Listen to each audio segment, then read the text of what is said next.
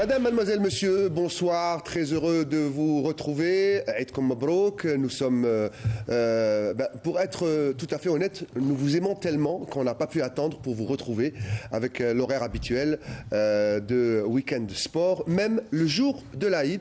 Nous en sommes au deuxième jour de l'Aïd et nous sommes très heureux de partager ces moments de fête avec vous et de sport également, puisque ce Week-end Sport de cette semaine est exclusivement consacré à Dame Coupe, la Coupe d'Algérie, avec les quarts de finale qui vont se dérouler sur un week-end assez prolongé. Ça va s'étaler jusqu'à dimanche, avec un huitième de finale qui ne s'est pas encore joué également, puisqu'on ne connaît pas celui qui va affronter l'US Biskra, si c'est alors Bougaa ou l'USMA d'Alger qui jouait son quart de finale retour de Coupe de la CAF, et donc elle jouera ce week-end une place pour les quarts de finale. Voilà, donc on va vous présenter tous les matchs de ce week-end, vous pourrez faire vos pronostics, vous pourrez suivre vos favoris et on va décortiquer chaque affiche. Il y en aura 3 avec un quatrième, c'est un huitième de finale, et ce soir j'ai le plaisir, pour décortiquer avec tous les chroniqueurs de Week-end Sport, j'ai le plaisir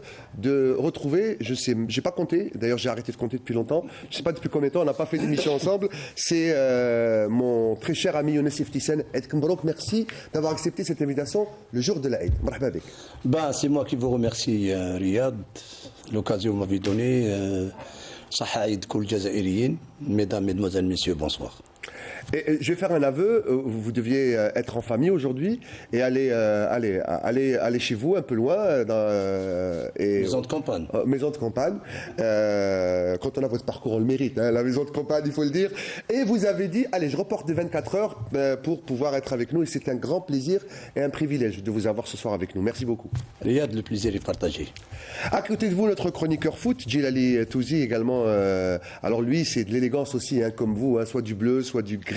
Eid Kom Mabrouk, Djilali, merci d'être là. Et à tous les Algériens, à toute l'équipe, et ravi d'avoir avec nous, je dirais, l'un des meilleurs techniciens algériens. Merci Djilali, et puis celui à qui on ne peut rien refuser, puisque c'est lui qui a appelé notre ami Younes Iftisen, Mohamed Haouchine est avec nous. Saha Aïdik. Oui, Saha Aïdkoum, à tous ceux qui nous suivent ce soir, un plaisir en tous les cas de retrouver toute l'équipe. Charles Koulchi Mabrouk, retrouvez pas un ami mais un frère, Younes Iftisen, et puis le plaisir désormais de jouer en nocturne. C'est un plaisir, non ? Je pensais que vous alliez dire le plaisir de me retrouver moi aussi, mais je suis déçu. Et de jouer en nocturne, tout à fait. Nous on a la lumière et les projecteurs. On peut jouer en nocturne, il n'y a pas de problème. Et pour boucler la boucle, qui mieux que Ahmed Lalibi qui est avec nous ce soir. Saha Aïdik, Ahmed. Saha Aïdkoum, que c'est un plaisir pour moi, en ce deuxième jour de l'Aïd, de retrouver toute l'équipe et de retrouver un ami, un frère et un ancien adversaire. Alors qui a taclé plus l'autre ? Les deux. Les protèges tibia devaient voler. Il était bon en arrière, en stopper, et en même temps un bon jeu de tête. Chaque fois où le CRB a un corner, il faut le suivre. Il faut le contrôler. Gardez des anecdotes sous le coude. On va en parler tout à l'heure. On va commencer avec justement le bon vieux temps. On va en parler en deuxième partie d'émission. Et ce qui va faire le gros format, ou pratiquement l'intégralité de cette émission, c'est les quarts de finale, avec cette présentation que nous fait Sid Ahmed Bouraïd. On regarde et on revient en parler. Après s'être brillamment qualifié pour les demi-finales de la Coupe de la CAF, l'USMA, qui joue sur 3 fronts, se consacrera désormais à l'épreuve populaire. À commencer par le huitième de finale qui verra les Rouges et Noirs affronter l'équipe de Bougaa. Une rencontre facile sur le papier, mais la Coupe a toujours réservé des surprises. Le vainqueur de ce match affrontera en quart l'US qui a éliminé le tenant du titre Laï Sochlef et le MC Oran lors des tours précédents, compte bien jouer ses chances à fond et aller le plus loin possible. Le stade Miloud Hedfi sera le théâtre d'une chaude empoignade entre deux pensionnaires de la Ligue. Le en haut du classement à l'US Ben Aknoun qui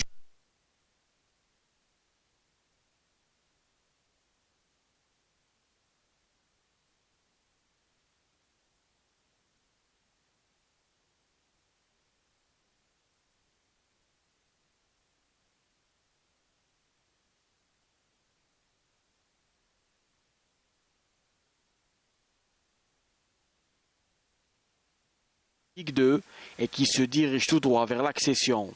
Le Mouloudia d'Alger, qui domine la Ligue 1 de la tête et des épaules, ne compte pas lâcher ses coupes et rêve de réaliser le doublé. En 8e, qui n'a absolument rien à perdre.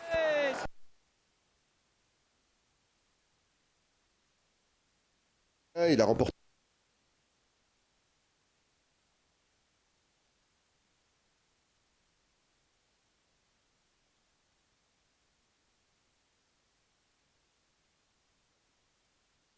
Arabie Saoudite, donc un titre avec le Wydad Tlemcen, un titre en Coupe d'Algérie, on en parlera tout à l'heure, et puis surtout un titre de champion du monde militaire. C'était à Séoul, je crois, en Corée du Sud, en 2015.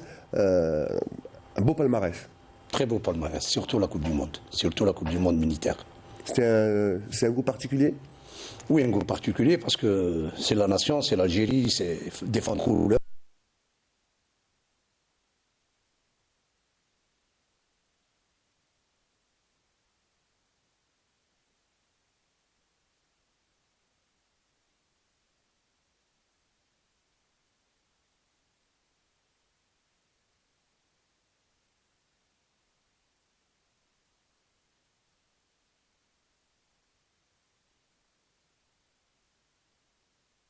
Finale, déjà c'est un objectif. Donc motiver les joueurs, pourquoi pas aller en finale? Parce que la Dame Coupe, elle a son charme. Et surtout, vous savez, quand on arrive en finale, on va jouer au 5 juillet peut-être, le terrain Archicombe est devant tout le gouvernement et le président de la République qui va remettre le trophée. Donc c'est une motivation supplémentaire, surtout aux joueurs. Alors on va y aller, messieurs, match par match. On va commencer par un match. D'ailleurs, il sera en direct sur Canal Algérie demain. Mohamed Haouchi, c'est à partir de 17h30. Le match CRB Espérance de Mostaganem. À première vue, différence de palier, c'est un match déséquilibré. C'est vrai, c'est un match déséquilibré, mais je pense que l'objectif de l'ESM Mostaganem, c'est l'accession. Mais par contre, le CRB, la Coupe d'Algérie, c'est pour sauver la saison. Je pense que le titre, ça y est, c'est vrai, mathématiquement, pas encore, mais je dirais que le CRB vont faire le maximum pour au moins arriver en finale et sauver la saison.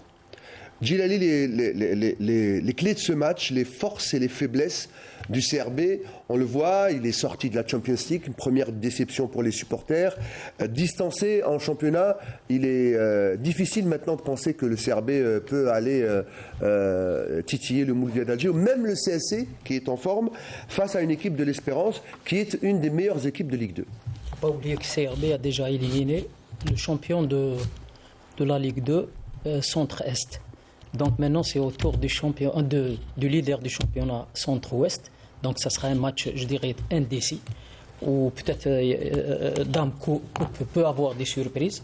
Mais je pense qu'il a bien cité Chir tout à l'heure, c'est que... Pendant que vous parlez, on va voir le tableau complet de ces quarts de finale. Amina va nous montrer le tableau. Oui, continuez. La Coupe reste, je dirais, l'objectif primaire de cette équipe du CRB, parce que pour sauver la saison, ils n'ont pas une autre alternative que de gagner cette coupe, surtout pour un habitué de la Coupe d'Algérie. Donc je pense que l'opportunité, elle est là. Ils vont tout faire pour essayer de se qualifier, ne serait-ce qu'en demi-finale. Après, ça sera une autre paire de manches. Mais attention à cette équipe de l'ASM Mostaganem. C'est pas par hasard qu'ils sont leaders du championnat Centre-Ouest. Donc tout reste possible, mais je pense que le CRB, par rapport à son expérience, par rapport à la qualité de ses joueurs, peut faire la différence. Ahmed Lalébé, est-ce que vous pensez qu'il peut y avoir une surprise entre le CRB et l'Espérance CRB, un club avec lequel vous avez longtemps joué? Vous savez, les surprises en Coupe d'Algérie ont toujours été le lot de cette Coupe d'Algérie. Moi, je dirais tout simplement que le CRB, Djilali a parlé comme quoi le CRB s'est offert le luxe de battre Arbou, leader du groupe Est, et puis il y a Mostaganem. J'ai eu l'occasion de voir cette équipe. C'est une équipe qui renferme de très bons joueurs, qui savent jouer au ballon. Et puis ils ont un entraîneur qui connaît bien son métier, c'est M. Bendris. Donc je pense que le CRB ne doit pas négliger ce match parce qu'en face, il y aura une équipe très motivée, une équipe qui qui malgré son parcours en championnat, elle est leader et elle a la possibilité d'accéder. Elle a une carte à jouer dans cette Coupe d'Algérie.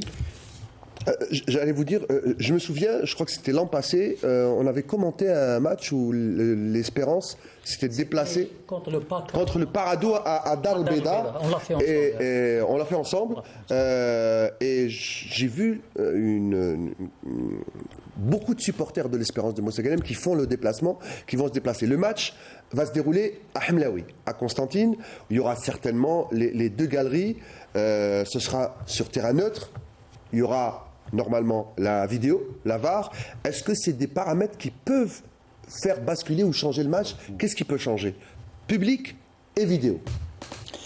Bon, pour les deux équipes, certainement ils vont se déplacer, soit le Shabab, soit le SA Mostaganem. C'est vrai, le SA Mostaganem, c'est vrai, ils sont en National 2, mais quand même, c'est une équipe. Ils ont l'histoire de l'USA Mostaganem. C'est un club, vraiment, c'est la deuxième saison. La saison passée, certes, ils ont perdu peut-être l'accession, mais je pense que cette année, ils ont mis déjà un pied en National 1. Ça va être un match difficile pour les deux équipes. Je sais que le CRB a plus d'expérience, mais à jouer à Constantine, deux galeries différentes, les gens de Mostaganem, les supporters de Mostaganem, automatiquement, ils vont se déplacer pour aider le club. Et tout à fait normal, le CRB, leur objectif, c'est de gagner cette Coupe d'Algérie. Automatiquement, il y aura les deux galeries. Je pense que le stade de Constantine sera plein par les deux galeries de SA Mostaganem et le Shabab de Belouizdad. Mohamed Mhawchin, je viens vers vous. J'ai fait le tour avec les techniciens. Alors, cette affiche paraît, je le disais au départ, déséquilibrée. Est-ce que l'Espérance de Mostaganem a la capacité de faire cet exploit de sortir le quadruple champion d'Algérie? Bah écoutez, tout est possible en football, en Coupe d'Algérie notamment. Je rappellerai d'abord que pour ces quarts de finale, nous avons une grande partie de la crème du football algérien spécialiste de la Coupe d'Algérie. Lorsque je rappellerai que le Mouloudia d'Alger, le SM Alger, le CR Belouizdad détiennent le record des titres, 8 Coupes d'Algérie chacune, y compris l'entente de Sétif qui aujourd'hui... J'allais dire, il y a qu'un spécialiste Sétif qui est en dehors de ce quart de finale. Éliminé, exactement. Donc, nous aurons le droit. La coupe, ça reste la coupe. On se rappelle, Ahmed Laribi l'a dit, le CR Belouizdad qui a eu toutes les peines du monde à éliminer la jeune formation de l'Olympique d'Arbo récemment. Il s'en est fatigué un match qui s'est joué en deuxième mi-temps pratiquement. Donc, en coupe, et là, c'était le leader du groupe Centre-Est, comme l'a dit Ahmed, mais cette fois-ci, c'est le leader du groupe Ouest. Donc, Ribis Repetita, je peux vous dire que l'Espérance va défendre crânement ses chances. Un match de coupe ne ressemble jamais à un match de championnat, et Younes est là pour le confirmer, certainement. Mais je vous le dirai, je vous rappellerai pour l'histoire que l'Espérance de Mostaganem a déjà disputé 2 finales de Coupe d'Algérie. La première de l'histoire après l'indépendance, en 62-63. Défaite en 2 matchs contre l'Entente. Les jeunes d'aujourd'hui diront c'est pas possible. La première finale s'est terminée sur le score de 1 but partout, c'était au mois d'avril 63, et on l'a fait rejouer. À l'époque, on faisait rejouer, et ça s'est rejoué. Il n'y avait pas de tir au but. Non, pas de tir au but. Ça s'est rejoué un mois après, et l'Entente Sétif l'a remporté 2-0. 2 ans après, l'Espérance de Mostaganem a perdu encore malheureusement une finale, notre finale contre le Mouloudia de Saïda, s'il vous plaît. Cela pour vous dire que l'Espérance de Mostaganem a sa part de gâteau, sa part de l'histoire de Dame Coupe, l'épreuve populaire par excellence. Et c'est vrai que Mostaganem, c'est une grande ville de football. Ils ont un très beau stade à Mostaganem. C'est une belle ville. Si par bonheur pour Mostaganem, par malheur pour les autres, notamment Kouba qui veut aussi la monter, si on jouait ce match la saison prochaine, et si Mosta était monté, ce serait une affiche tout simplement de première division. Oui, Djilali. Moi, je pense que la différence, elle se situe aussi au niveau de la gestion des émotions et la gestion de la pression.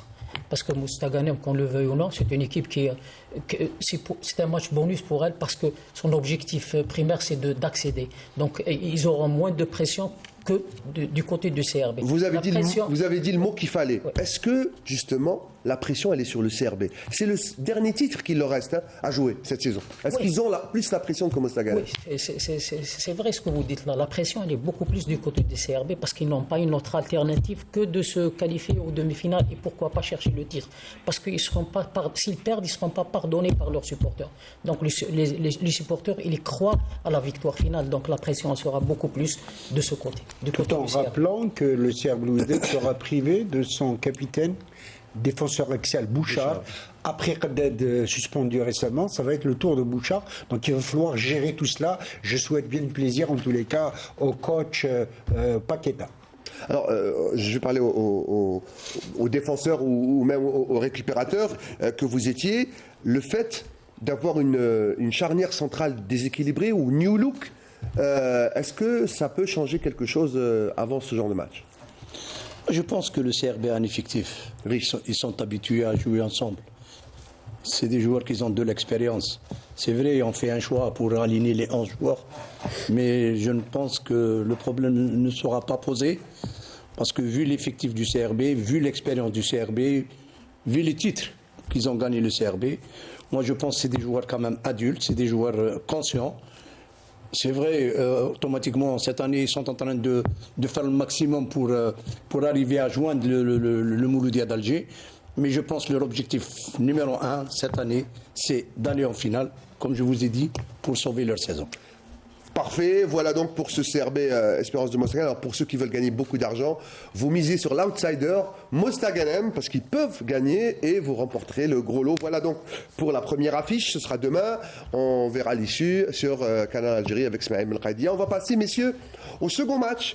Alors de Hamlaoui, on va aller à Miloud Hatvi à Oran pour cette deuxième affiche entre celui qui pour l'instant s'accroche à sa place de Champions League africaine, c'est-à-dire le dauphin du Mouloudia, c'est le CS Constantine qui a sorti, je crois, l'entente de Sétif dans un super match jusqu'au tir au but. C'était un match qui ne s'est pas terminé, je crois qu'on l'avait fait ensemble, Ahmed, ce match-là. Et bien ils affrontent celui qui vous a inspiré l'œil du coach, tout à l'heure on va en parler, c'est l'ES Ben Aknoun, cette équipe surprise qui va de mieux en mieux depuis l'arrivée de Bilal Djeri. CS Constantine, Ben Aknoun, là aussi il y a un favori, il y a un outsider. Est-ce que c'est aussi déséquilibré que ça le paraît sur le papier? C'est vrai, c'est un match déséquilibré, mais aujourd'hui, le Ben Aknoun, moi je pense qu'ils vont faire tout pour le tout, pour arriver au moins à se qualifier. Leur objectif numéro 1, c'est de rester en National 1. Mais le CSC, avec Amrani, je pense que le CSC... Ah oui, j'oublie ce paramètre. C'est le grand spécialiste de la... Ils ont de l'expérience, c'est des joueurs quand même adultes. Ils jouent avec un bloc bas, ils attendent et ils sortent avec des attaques rapides. Je pense que le CSC fera le maximum pour passer ce quart de finale. Et puis il y a des joueurs qui sortent du lot dans cette équipe du CSC. Hormis le stratège Kader Amrani, ils ont un attaquant africain très bon attaquant. Bouaïcha, c'est ça Bouchoucha, il y a Bouchoucha, il y a le capitaine, comment il s'appelle, Dib. Il y a Becheira, voilà, c'est Becheira qui milieu offensif qui marque beaucoup de buts. Ils ont une équipe vraiment très séduisante. Pas mal de joueurs. Leur jeu, ils ne cherchent pas à avoir la possession du jeu. Ils ne cherchent pas à avoir la possession. Ils cherchent à récupérer et attaquer. Surtout leur jeu, il est basé plus en profondeur que latéral. Ils sont bien en place, ils laissent le ballon à l'adversaire et puis dès qu'ils ont la récupération, ça va très vite. Très vite et surtout en profondeur. Oui, je dirais tout simplement que cette équipe de CSC renferme de très très bons joueurs de qualité dans les trois compartiments. Il y a de la valeur individuelle. Amrani a su comment concocter un collectif. Donc tous les derniers matchs qu'a joué le CSC, c'est des matchs vraiment très bons à voir. Et puis ce match contre Ben Aknoun, c'est une autre aventure parce que Ben Aknoun ne se présente pas comme une équipe qui est facile à jouer. avec l'incorporation dans le mercato de certains joueurs qui ont de l'expérience. Ils ont pu ramener cette expérience sur le terrain. Avec un Bilal Ziri, un ancien joueur que tout le monde connaît, je dirais que le CSC doit faire très attention à cette équipe de Ben Aknoun, qui a aussi de très bons joueurs et qui peut créer la surprise. Voilà, avant de vous donner la parole, je voulais dire juste à des supporters, parce que les supporters, dans ce quart de finale, vont faire beaucoup de déplacements. Les Constantinois, et il y en a beaucoup, les CNFL vont faire Oran, plutôt Constantine, Oran. Les bilans de la protection civile pendant ce mois de Ramadan, ils étaient vraiment macabres. Il y a eu beaucoup d'accidents, beaucoup de décès. Donc faites attention sur la route. Vous pouvez faire la fête, vous pouvez aller regarder votre équipe, et il faudra rentrer chez vous parce qu'il y a toujours quelqu'un qui vous attend. Donc il faut faire très attention. Mohamed Haouchine, je le disais, très déséquilibré. Le CSC Ben Aknoun, est-ce que vous avez quelques statistiques pour ces deux équipes en coupe? Écoutez, moi je trouve cette rencontre tout simplement intéressante. Et pourquoi? D'abord, cette équipe de l'Étoile de Ben Aknoun, qui a quelques années à peine était une équipe de banlieue, n'est-ce pas? Et puis plusieurs ascensions, plusieurs accessions, ça fait vraiment plaisir de voir. Aujourd'hui, l'équipe de Ben Aknoun veut titiller un peu la hiérarchie nationale. Donc, ils ont tout intérêt, comme l'a dit Younes, ils vont jouer le tout pour le tout. Il n'y a plus rien à perdre à ce stade de la compétition. Il va falloir les attendre avec beaucoup de Et puis, il y a des joueurs d'expérience dans cette équipe de Ben Aknoun. Hachoud, si je me rappelle bien, Hachoud avait déjà joué une finale qu'il avait perdue. Il jouait à Borj Balé, je crois, à l'époque.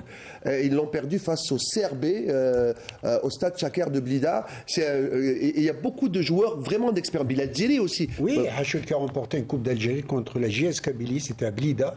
Vous le dites, JS Kabylie, ça peut vous dire en tout cas. Vous l'avez si bien dit, il y a des joueurs d'expérience. Il y a un entraîneur, un roublard, il faut l'appeler comme ça, Bilal Djeri. Il en a gagné des coupes en tant que joueur. Il y a de l'expérience dans ce domaine, un meneur d'hommes.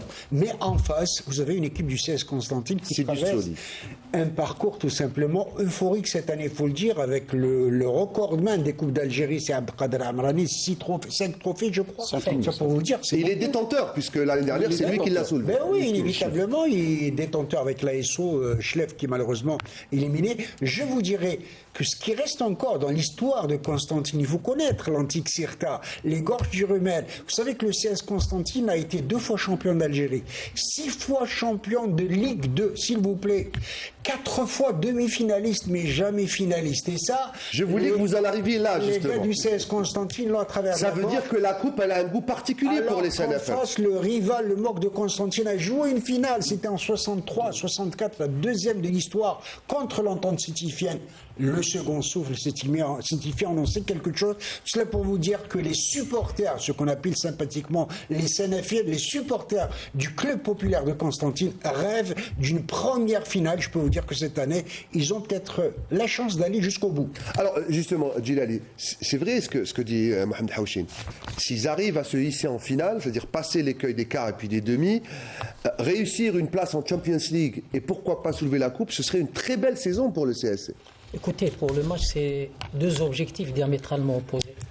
Bon, Ben Aknoun qui cherche beaucoup plus à se maintenir en Ligue 1. Le CSC, vous dites ils sont dauphins, mais c'est pas encore acquis. Ils sont 2e, mais il reste encore des matchs. Enfin, je vous fais une photographie de l'instant. La 2e place n'est pas encore acquise du moment que le CRB possède des matchs en retard. Donc le CSC a joué pratiquement tous ses matchs. Moi, je dis que le CSC s'accroche à cette 2e place. C'est difficile pour la 2e place, mais l'objectif maintenant, la coupe, c'est un objectif primordial. Donc cette équipe du CSC renferme un potentiel important de joueurs, que ce soit en qualité technique individuelle et collective. C'est une équipe qui possède des joueurs d'expérience aussi. C'est des joueurs qui peuvent faire la différence à n'importe quel moment. En face, il y a une équipe de Ben Aknoun qui est en pleine confiance. C'est une équipe qui est remontée de la dernière place, qui avait 5 points. Ne dites plus rien, il y a un jingle, l'œil du coach, et vous allez nous parler de cette remontada de Ben Aknoun qui, avant l'arrivée de Bilal Ziri, avait un seul petit point au classement. Amina, tout de suite le jingle de Djilali Touzi, l'œil du coach.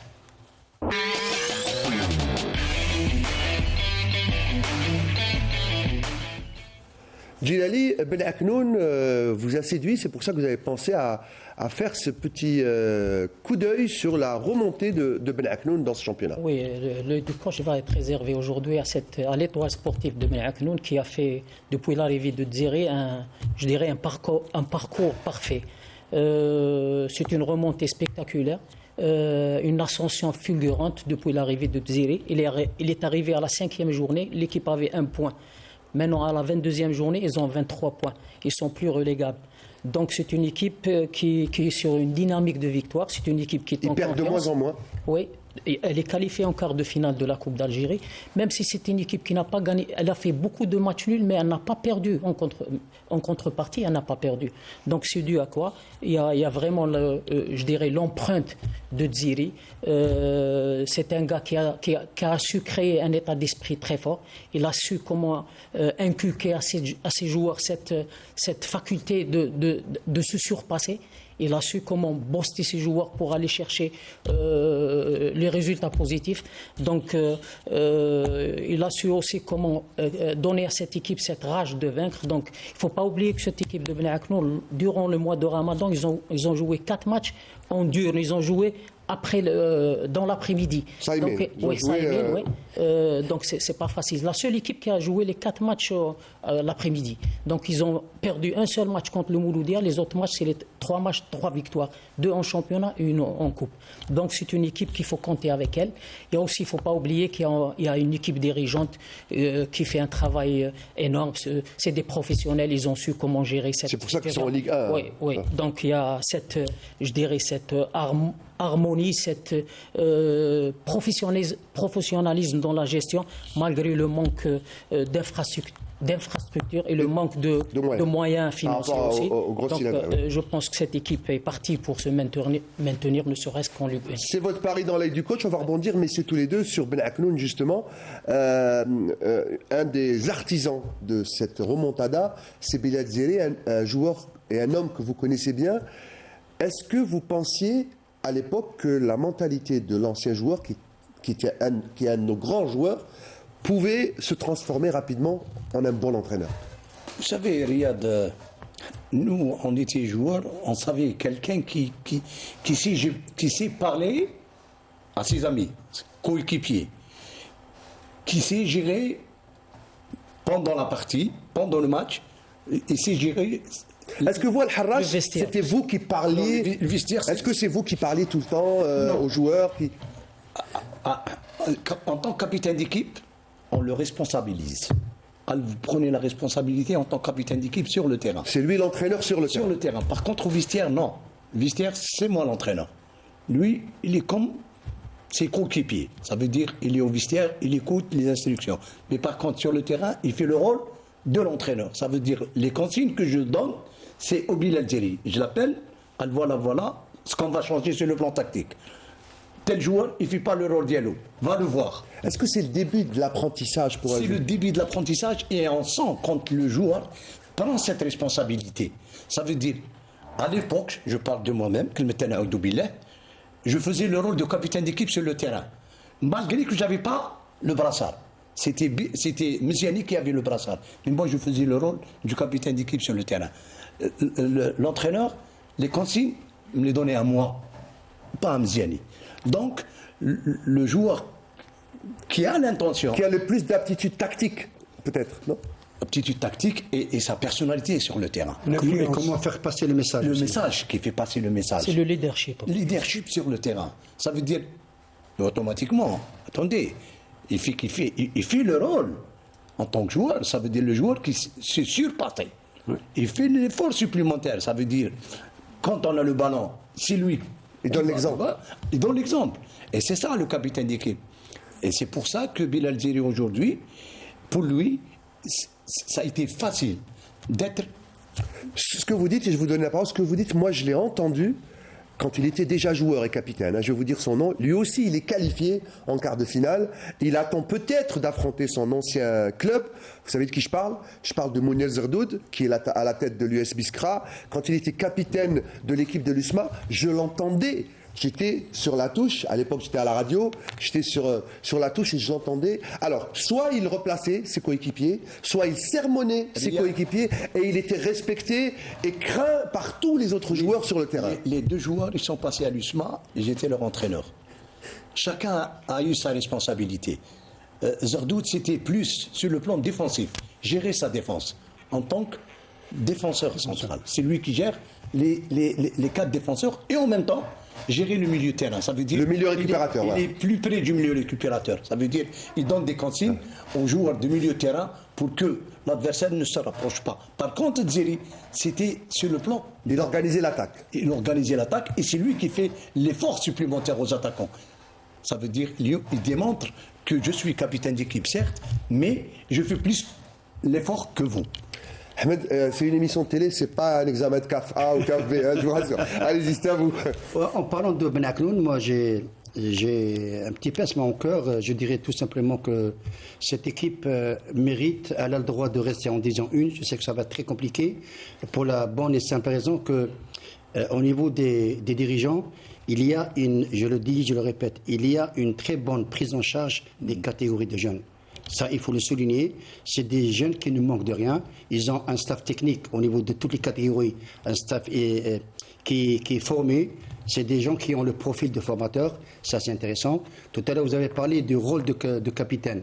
Moi, je dirais tout simplement, il a évoqué Zerdoud, il a évoqué Younous, il a évoqué Bilizera.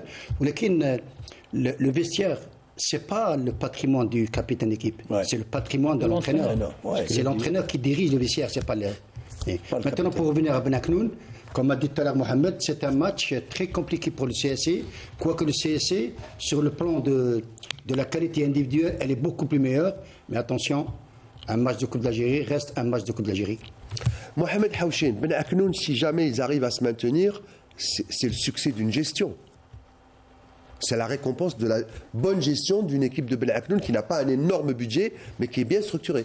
Bah, écoutez, c'est connu de toute façon dans la vie d'un club. La première saison qu'on passe parmi l'élite. C'est comme Arbo, par exemple, hein, qui est en train de faire un peu le parcours de Ben Aknoun, une réussite et une remontée étape par étape et qui arrivera très certainement en Ligue 1. Oui, inévitablement. Donc, je disais que c'était connu. Ben Aknoun qui avait démarré le championnat avec 1 point sur 4 ou 5 matchs. C'était pas facile. Donc, il y a l'apprentissage, il y a l'adaptation à l'élite, bien évidemment, au niveau de la crème.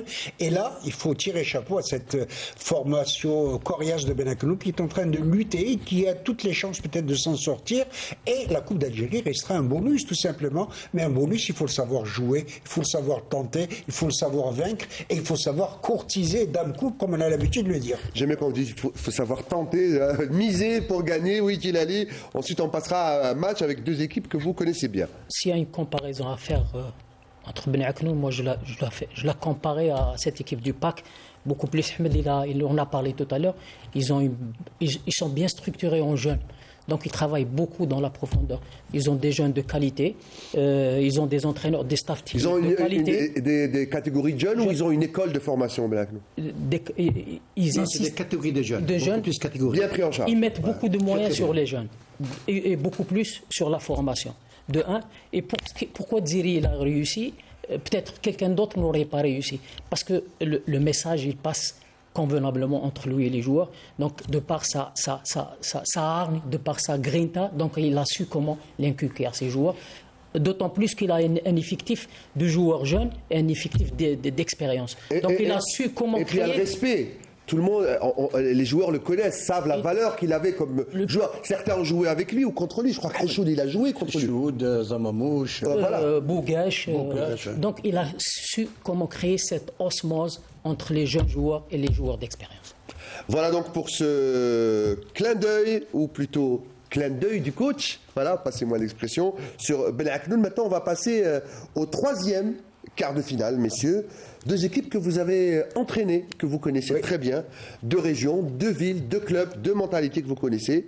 C'est le Wad Tlemcen contre le Mouloudia d'Alger. Alors, on a l'impression que c'est l'ogre contre le petit poussé. Et la question que j'ai envie de vous poser, la première que j'ai envie de vous poser, qui peut arrêter le rouleau compresseur Mouloudia cette année? Parce que moi, j'entends les supporters dire « Hadlam doublé », ils veulent rien lâcher. C'est vrai, cette année, le Mouloudia, certes, ils ont ramené quand même 2 joueurs de valeur. Mais ils ont un entraîneur quand même qui a su inculquer à ses joueurs sa philosophie de jeu. Parce que c'est très important.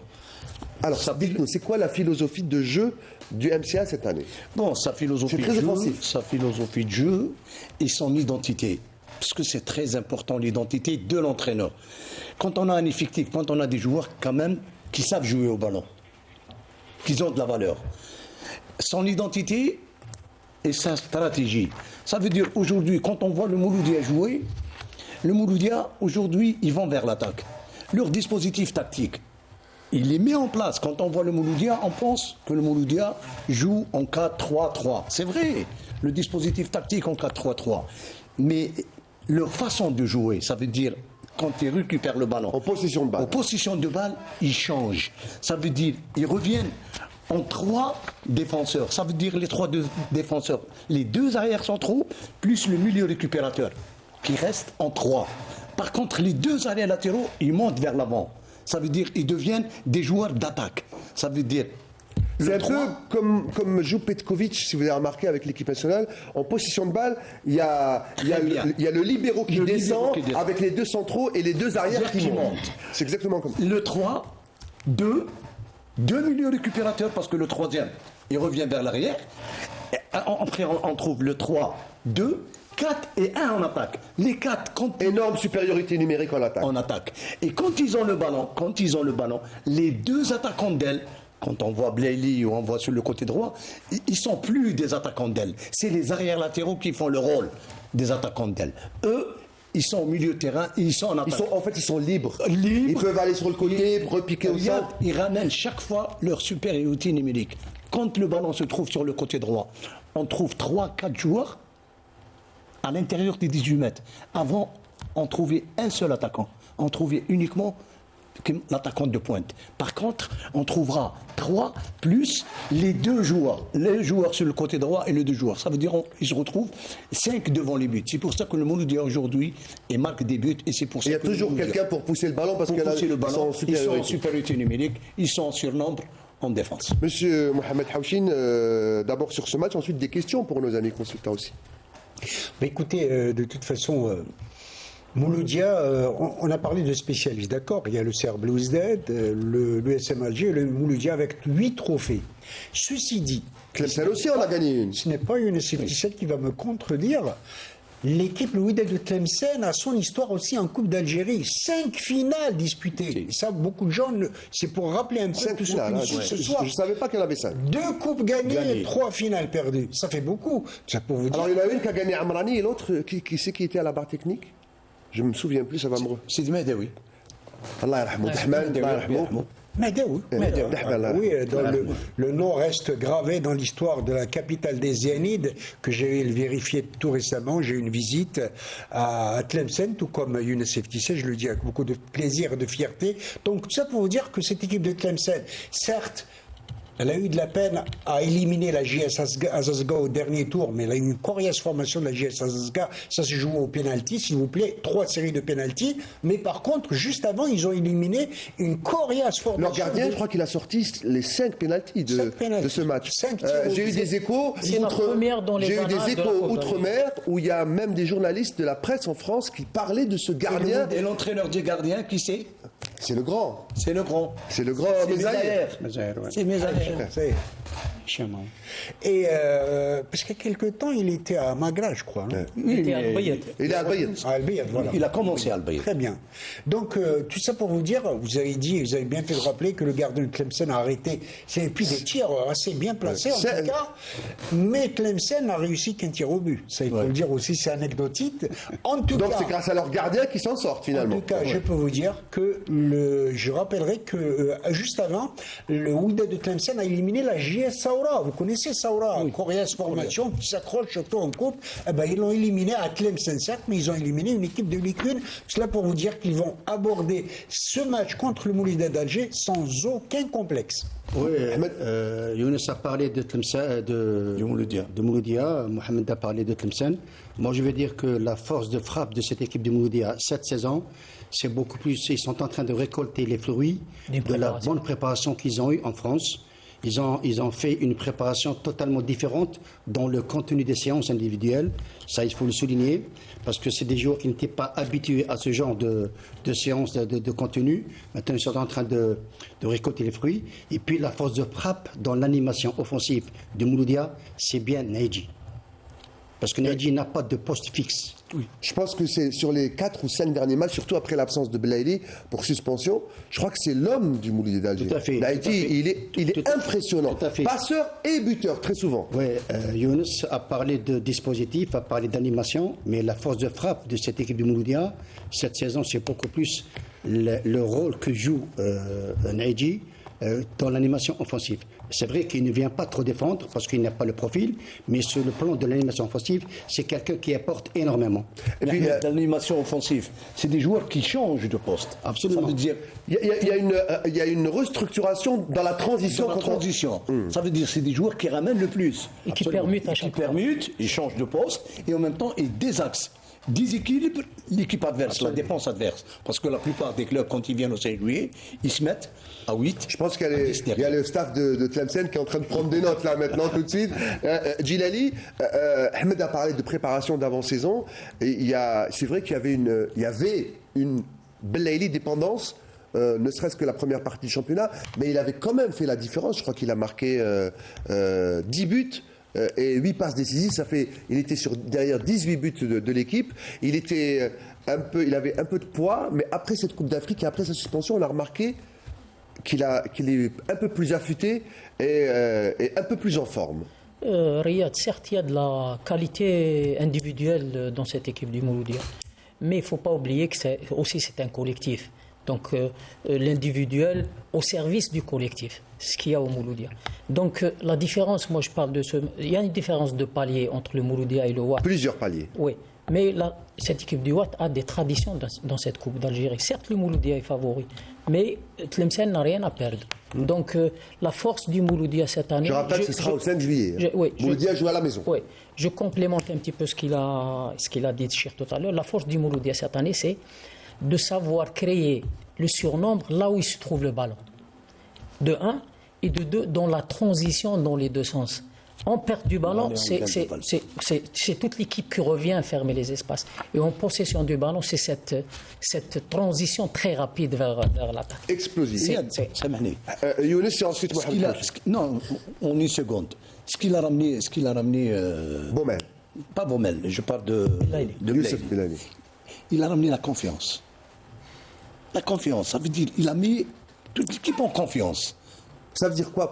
Ça veut dire que quand on a Belaïli dans le 11, on sent qu'on est imbattable?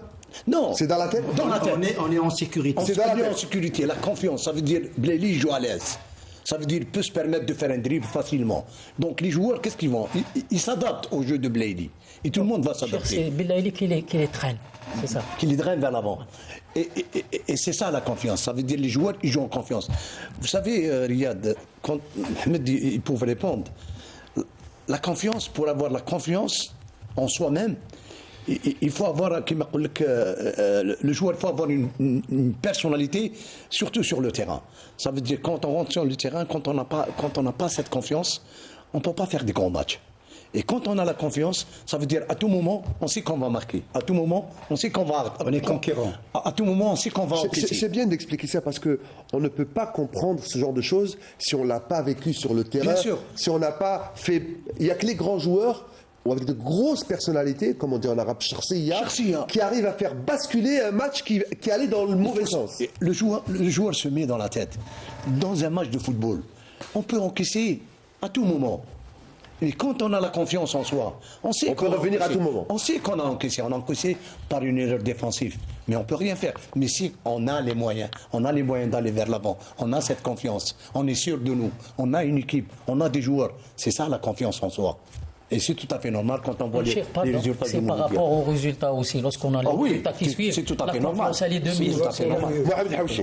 Oui, écoutez, le Mouloudia d'Alger, on a parlé, Ahmed a parlé d'une bonne saison, mais je me répète à le dire à chaque fois que le Mouloudia d'Alger a fait un très très bon recrutement cet été.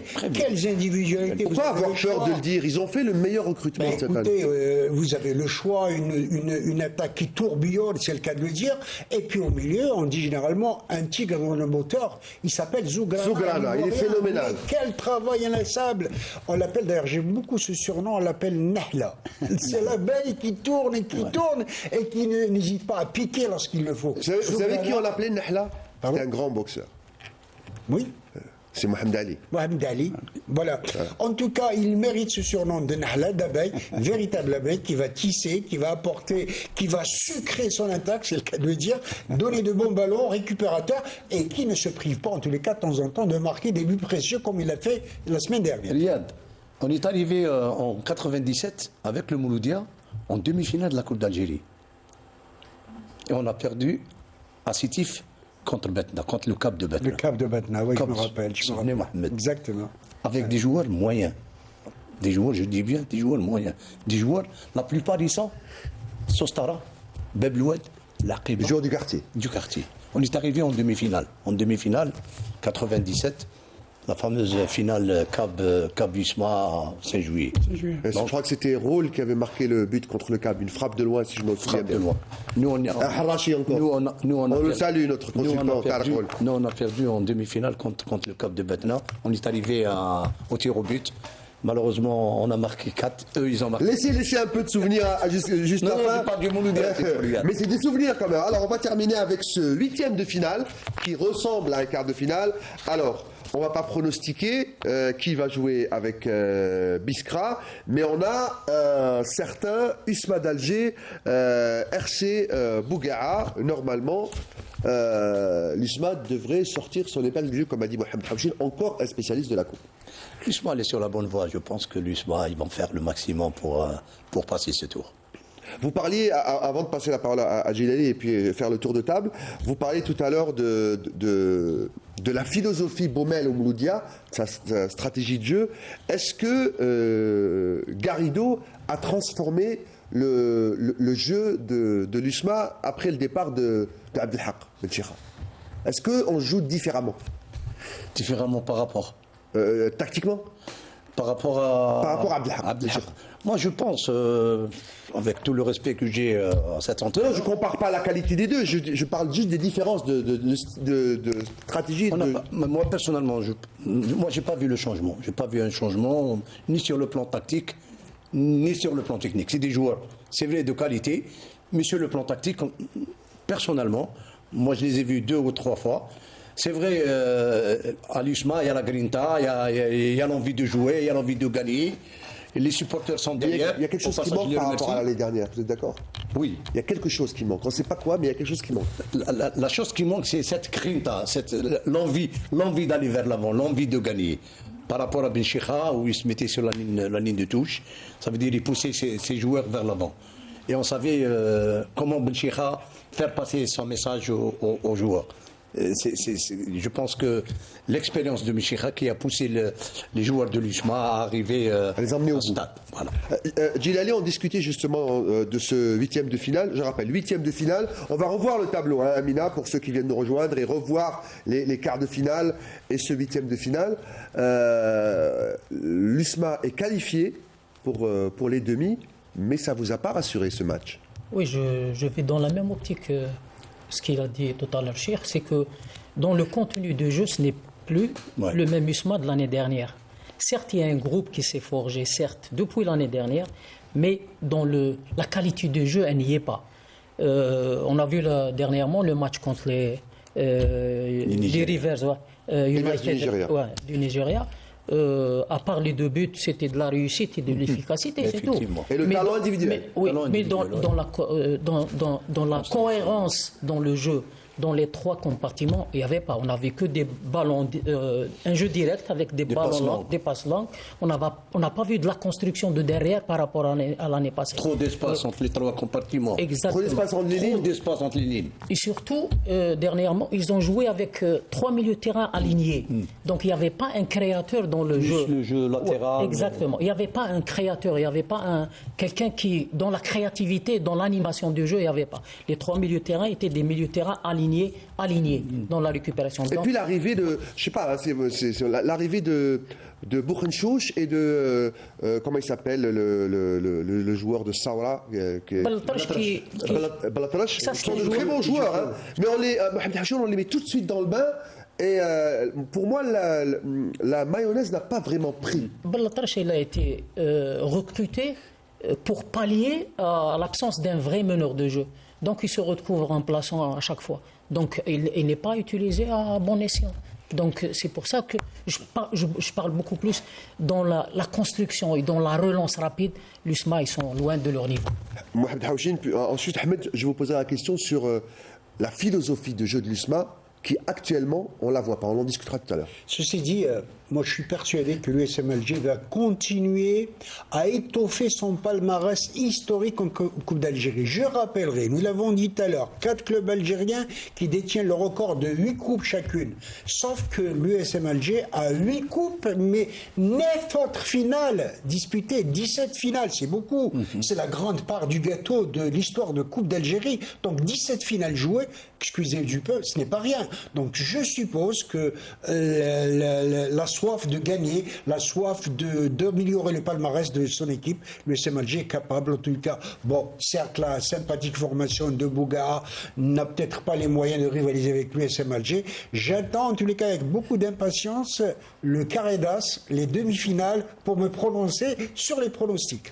En tout cas pour le carré d'as, l'USMA devra d'abord, si elle veut être dans le dernier carré, elle devrait d'abord éliminer Bougaa et ensuite sortir son ancien capitaine Mounir Zerdoud et Biskra. Je le disais, dans la philosophie, dans le contenu du jeu, moi je me souviens des belles années, des années 90-2000 de l'USMA, les Dziri, les Djahnin, également il y avait Hadj Adlan en attaque, et, ensuite il y avait Diallo qui était venu. Non, Botomine, non, c'était pas la C'était bien avant.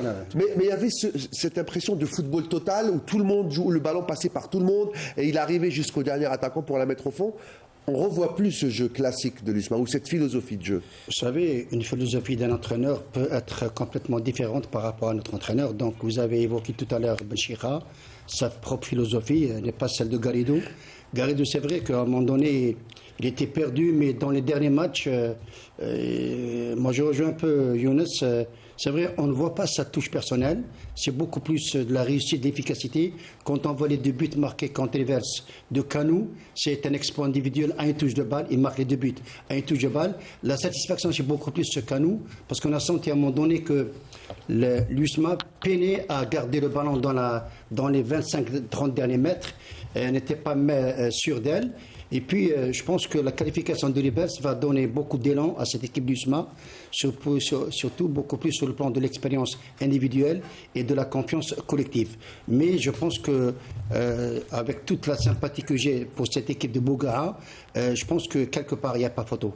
Alors, pour terminer, il est vrai que dans des matchs à élimination directe, que ce soit la Coupe d'Algérie ou la Coupe de la CAF, il n'est pas très important, en tout cas en tant qu'entraîneur, vous le savez très bien, il n'est pas très important de super bien jouer.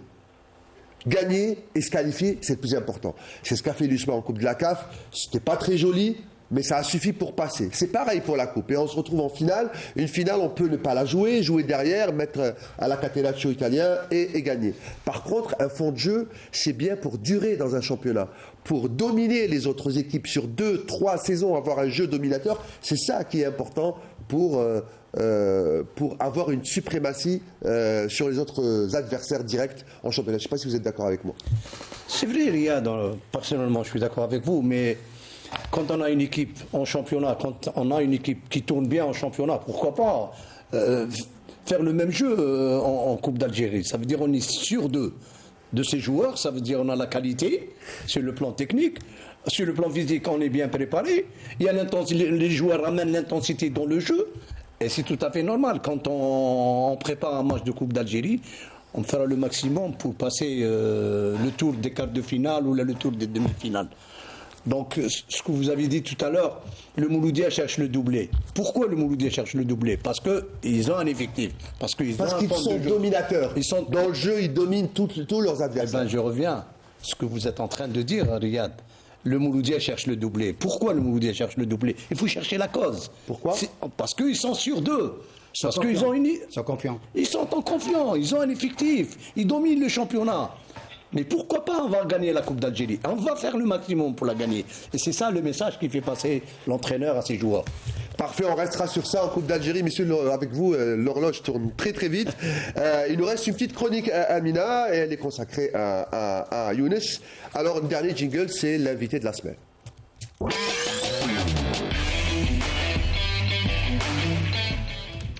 Alors Younes, on va rester dans la coupe avant de parler de cette finale que vous avez remportée en tant que joueur. C'était en 1987 face à Borj-Menaïl, la jeunesse sportive de Borj-Menaïl.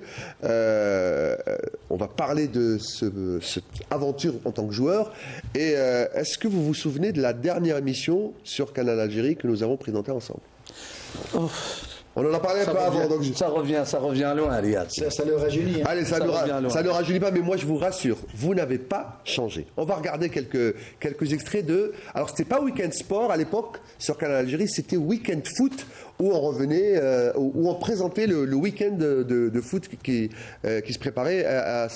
C'était une émission où j'étais avec notre compère, Allah yarhamou, Jamel Boukelcha, qui était avec moi, et l'ancien entraîneur du Paradou, notamment de Borj également, Karim Bouhlel. On regarde quelques images.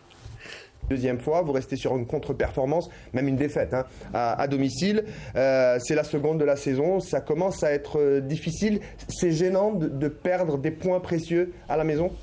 Ben effectivement, bonsoir amis sportifs, surtout quand on perd à domicile, quand même c'est pas facile de reprendre la semaine après.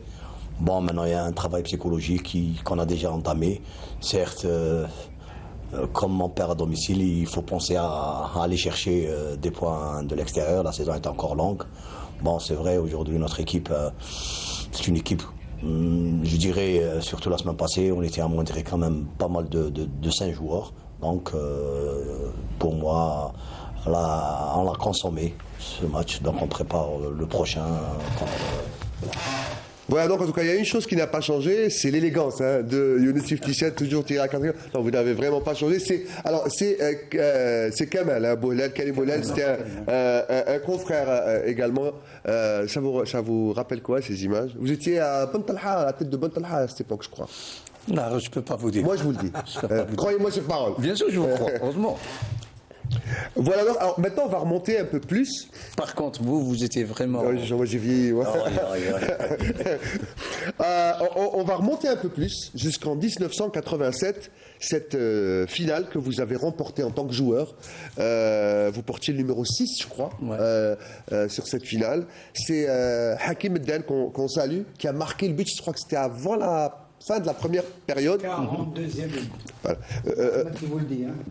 But de Medden. Alors, juste avant que vous nous racontiez quelques anecdotes de ce match, je vais vous mettre un petit peu dans l'ambiance de l'époque. Je vais vous dire la qualité des joueurs qu'il y avait avant. Alors, du côté des jaunes et noirs, les Kawasser, il y avait un certain Abdelkader Meziani, un des grands numéros 10 que l'Algérie a possédé.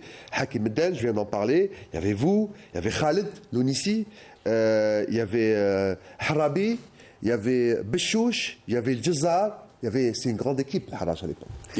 Et on avait un gros monsieur quand même. Il faut le citer. On avait Ramdani, c'est un grand monsieur. Un grand monsieur. Qu'on le salue. Qu'on le salue, Mohamed. Il a battu son ancienne équipe, la JS Borj-Menaïl. On le salue. Et en face, c'était pas rien non plus. Oui. La JS Borj-Menaïl, c'était une grande équipe. Alors, quelques noms. Il a gagné la Coupe de la CAF l'année dernière. Il était l'adjoint de Benchikha. C'est Farid Zemiti qui était à Borj-Menaïl. Le grand Rachid Bariz, qui a fini sa carrière à Borj-Menaïl. Il a fait toute sa carrière à la JSK. Vous allez nous en parler, Mohamed Haouchi. Un grand joueur du Nahd du Sendé, Aït El-Hussein, qui était à Borj-Menaïl. Abdallah Gennoun. Maghrissi, aussi, qui était à la JSK. Et puis, le capitaine... C'était son frère. Que Dieu ait leur âme. Rizqi Maghrissi a joué à la GSK et Taïb Maghrissi a joué à Borj-Menaïl. Et Farhat, Malik Farhat, le capitaine de cette équipe de Borj-Menaïl, le papa de Zino, Farhat. Qui a joué avec moi au CRB. Hein. Alors, que de souvenirs. Que de souvenirs. C'était une finale vraiment d'un bon niveau. D'un bon niveau. Deux équipes qui se connaissent très bien, les entraîneurs, et surtout on avait notre entraîneur, il était de Borj-Menaïl, donc il jouait avec son ex-équipe. Donc c'était vraiment une finale magnifique. Et c'était la seule finale jouée, perdue par Borj-Menaïl. Quelle grosse frustration d'un président emblématique, le regretté Ali Tahanouti. Il voulait un trophée, mais la chance avait tourné vers nous. Oui. Alors, moi, une dernière question avant qu'on termine cette émission. Je vais faire le tour. Bon, je pense que c'est la finale de Coupe d'Algérie qui vous a marqué, c'est celle-là. C'est celle que vous avez gagnée. Oui, en tant que joueur, c'est vrai. En tant qu'entraîneur. En tant qu'entraîneur, quand même, je suis arrivé, on est arrivé plutôt avec l'USMA en demi-finale de la Champions League. La première coupe arabe que l'Algérie a gagnée avec le Wydad de Tlemcen. Avec le Watt, Tlemcen, on en a parlé tout à l'heure. C'était la première coupe arabe qui est rentrée en Algérie, quand même. C'était avant le MCO. C'était avant. Avant la coupe arabe du MCO. Le Wydad de Tlemcen. Et puis le titre de champion du monde militaire. Champion du monde militaire, c'est vrai. Moi, personnellement, ça m'a resté à l'intérieur de la gorge, c'est les demi-finales de la Champions League qu'on a perdu. Contre le Raja. Qu'on a perdu. On a gagné le Raja. Allez, on va le dire en arabe. La boa ala raskom. La boa ala raskom. Comme l'Autriche et l'Allemagne. Effectivement. Tout comme la finale, vous étiez prêt d'aller en finale en Coupe de la CAF avec la JS Kabylie contre l'Étoile du Sahel. La JS Kabylie se devait de suffire d'un nul pour avoir la première place et jouer la finale. Et vous avez été, moi je le dis sans aucun chauvinisme ni nationalisme, vous avez été victime d'un arbitre libyen qui a été ce jour-là vraiment malhonnête, je tiens à le dire. C'est la demi-finale de la Coupe de la CAF, moi. Oui, à Sousse. À Sousse. Alors, pour terminer, tour de table, la finale de Coupe d'Algérie qui vous a marqué en tant que joueur, entraîneur ou journaliste, Ahmed Larebi. Moi, je sais pas, ça remonte à des années, donc je pense que... On peut remonter avec vous, hein, c'est pas grave. Moi, j'ai eu la chance de jouer avec le CRB une Coupe d'Algérie. C'était la première Coupe d'Algérie de la réforme sportive contre le MCO Oran. À l'époque, c'était en aller-retour. On avait fait 0-0 au 5 juillet et aussi 0-0 à Oran, au stade 19 juin. Il y avait un excellent gardien de but, Elam Abdallah. C'était le héros de la demi-finale et le héros de la finale aussi, contre l'USM Alger. Donc, pour vous dire quelle est la meilleure finale, je pense que c'était Mouloudia d'Alger contre l'Azmo d'Oran, je crois. C'était avec un score de 4-3, je crois. 83. À mon sens, je pense que c'est la meilleure. La plus belle finale pour vous. Pour moi, c'est parce qu'il y a eu beaucoup de buts. Et puis, la coupe, c'est ça. La coupe a choisi. D'un mois.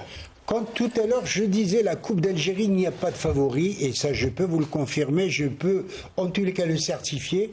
Moi, une finale qui m'a vraiment frappé, je l'avais commenté ce jour-là avec Mahamar Djibour, avec mon ami Rahmou Djamel Boukacha, c'était JS Kabylie Wifaq de Kolo. En 1986, le Jumbo Jet, on pensait qu'il allait écraser le Wifaq. Kolo. Ben, je vous assure, ça s'est joué 0-0 jusqu'à la 119e minute de jeu. But de Fergani. Je peux vous dire si sur un centre de l'Arbès, on l'a dit la dernière fois, je peux vous dire que si on était parti au tir au but, la JSK était laminée. Je peux vous dire que moralement, il y avait un grand barloul dans les buts du Wifaq de Kolo. Voilà l'histoire. Djilali, votre plus belle finale 15 de votre Moi, je rejoins un petit peu Ahmed, j'étais très jeune. C'était une finale riche en émotions et en rebondissement. C'était Mouloudia Lazm d'Oran. Il y avait de grands joueurs à l'époque. C'était un 4-3. C'était une belle finale. Voilà. Merci. Et je vous laisse le dernier mot pour vous. C'est la fin de l'émission. On me parle à l'oreillette, c'est terminé. On était très heureux de vous recevoir. Et j'ai très heureux de vous revoir, surtout en ce jour de l'Aïd. Pareillement, Riyad, si vous permettez pas que je passe le bonjour à... Alors on me dit à l'oreillette que كنت قبيح كي كنت جوال كنت تضرب. C'est ce qu'on me dit à l'oreillette. Avec cœur, على les couleurs. Allez-y. À toute la famille Iftissane, numéro vœux, à Msaïd, Inch'Allah, et à tous mes amis grands et petits. Merci et encore une fois, messieurs, Aïdkom Moubarak. Et à vous, chers téléspectateurs, Aïdkom Moubarak. J'aurai le plaisir de vous retrouver jeudi prochain. Horaire normal, bien évidemment, 21h, et puis tous vos programmes qui reprennent à l'heure normale, c'est-à-dire Canal Foot avec notre ami Fatah Abada. Et vous retrouverez Mokhtar Hamani, rédacteur en chef, en 52 chrono, lundi prochain. Merci à tous. Aïdkom Moubarak et à jeudi prochain. Thank you.